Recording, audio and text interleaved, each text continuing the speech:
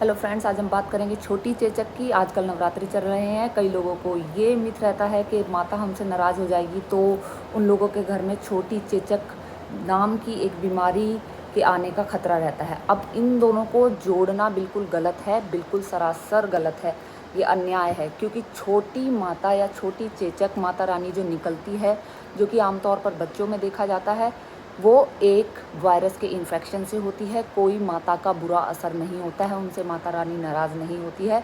नवरात्रों में अगर आपने गलती से भूल से कोई गलती कर दी है तो आप ये मत मानिए कि माता रानी हमसे नाराज़ होगी, इसलिए हमारे बच्चों को चेचक निकल आई है या छोटी माता या बड़ी माता जो भी बीमारी उनको हो गई है।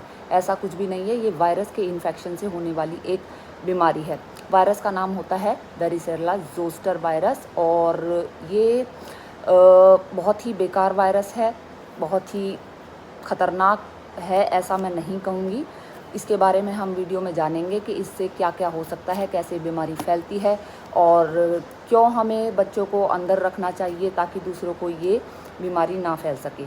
ठीक है, तो आज चलिए जानते हैं। जैसा कि मैंने अभी बताया, एजेंट क्या है, पॉजिटिव एजेंट जिसकी वजह से बीमारी होती है, उसका नाम होता है वेरिसेला जोस्टर वायरस। और जब भी एक पर्सन से दूसरे पर्सन को बीमारी फैलती है तो वो एक केस से फैलती है। सोर्स ऑफ इन्फेक्शन क्या होता है, वो एक केस होता है, यानी कि जो इन्फेक्टेड पर्सन है, जिसके अंदर ऑलरेडी वायरस घूम रहा है, पनप रहा है, वो बंदा दूसरों को इन्फेक्शन फैला सकता है।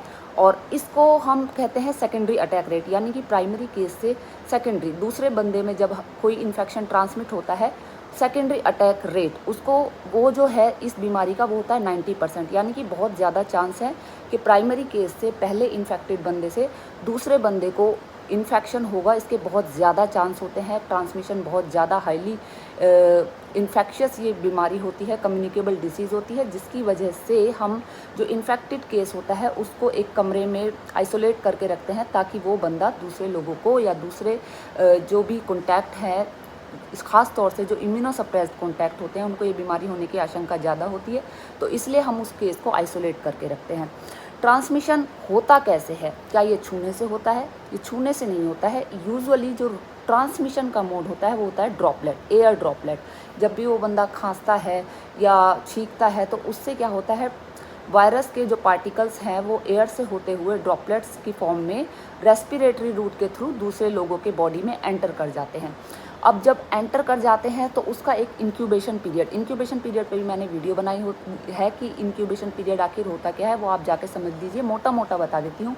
इंक्यूबेशन पीरियड का मतलब है कि जो भी इन्फेक्टिव एजेंट है वो बॉडी में जब हमारे घुसा, उसके बाद सिम्टम कितने टाइम के बाद आए। तो ये जो पीरियड है, घुसने से लेके, इन्फेक्टिव एजेंट के बॉडी में घुसने से लेके जब उसको सिम्टम आए, उस दौरान, उस पीरियड को हम बोलते हैं इंक्यूबेशन पीरियड।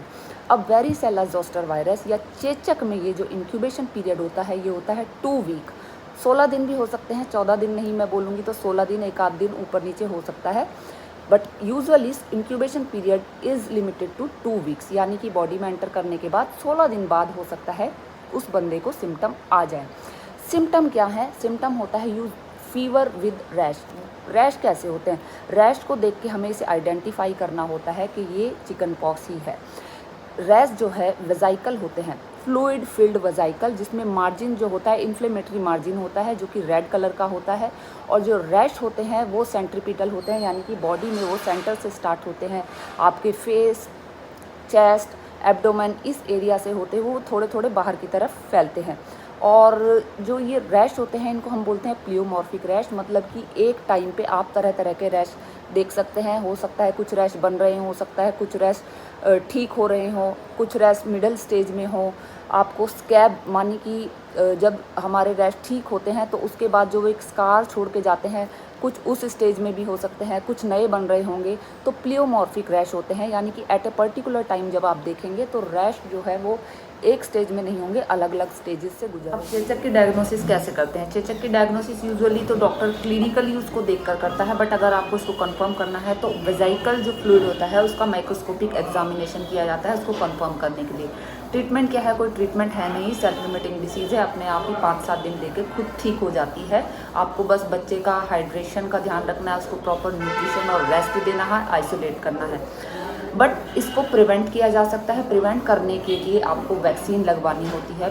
वैक्सीन में ओका स्ट्रेन OKA स्ट्रेन यूज़ किया जाता है। ये एक लाइव एटेन्यूएटेड वैक्सीन होती है। लाइव एटेन्यूएटेड वैक्सीन क्या होती है मैंने पहले भी एक वीडियो में बताया था, आप जान लीजिए उधर देख के कि क्या होती है। मोटा सा बता देती हूँ कि लाइव एटेन्यूएटेड वैक्सीन मतलब उसमें कि लाइव वायरस है, उसको एटेन्यूएट यानी कि वीकन करके बॉडी में डाल देते हैं ताकि बॉडी में इम्यून रिस्पॉन्स आ सके। इस वैक्सीन को देने के बाद सीरो कन्वर्जन रेट 90% से ज़्यादा होता है, मतलब कि 90% से ज़्यादा चांस है कि बॉडी में इम्यूनिटी बन गई है। और वैक्सीन जो हम देते हैं 9 मंथ से लेके 12 ईयर तक हम दे सकते हैं। MMR जो वैक्सीन होती है उसके साथ भी वेरिसेला वैक्सीन का कॉम्बिनेशन आता है, बट अगर वेरिसेला के साथ MMR के साथ में अगर आप नहीं लगवा रहे हैं तो आप अलग से भी वेरिसेला वैक्सीन लगवा सकते हैं। अब बात करते हैं ऐसे लोग की जो कि कॉन्टैक्ट में आ चुके हैं केस के साथ में और उनको वैक्सीन नहीं लगी है, तो वो क्या कर सकते हैं। यूजुअली कुछ करना नहीं होता है, आपको माइल्ड इन्फेक्शन होगा और एक बार अगर इन्फेक्शन हो जाता है तो लाइफ लॉन्ग उसकी बॉडी में इम्यूनिटी आ जाती है। बट अगर जो कॉन्टैक्ट है वो इम्यूनोसप्रेस्ड कॉन्टैक्ट है या फिर एक नियोनेट है, छोटा बच्चा है जो कि केस के कॉन्टैक्ट में आ गया है, तो हमें इम्यूनोग्लोबुलिन देनी होती है VZIG यानी वेरिसेला ज़ोस्टर वायरस की इम्यूनोग्लोबुलिन आपको देनी होती है 3 दिन के अंदर या फिर 72 आवर के अंदर एक्सपोजर के 72 आवर के अंदर आपको नियोनेट और इम्यूनोसप्रेस्ड जो भी पर्सन है उसको VZIG लगवाना है ताकि जल्दी से बॉडी में इम्यूनिटी आ जाए और जो है उसको बचाया जा सके। दिस इज़ ऑल अबाउट छोटी माता या फिर चेचक की बीमारी। अगर आपको वीडियो अच्छी लगी हो तो इसको लाइक कीजिए, शेयर कीजिए ताकि लोगों में ये जो भ्रांतियां हैं छोटी माता के बारे में वो जा सके। Happy Navratre. Stay tune to this channel, subscribe me. Thank you.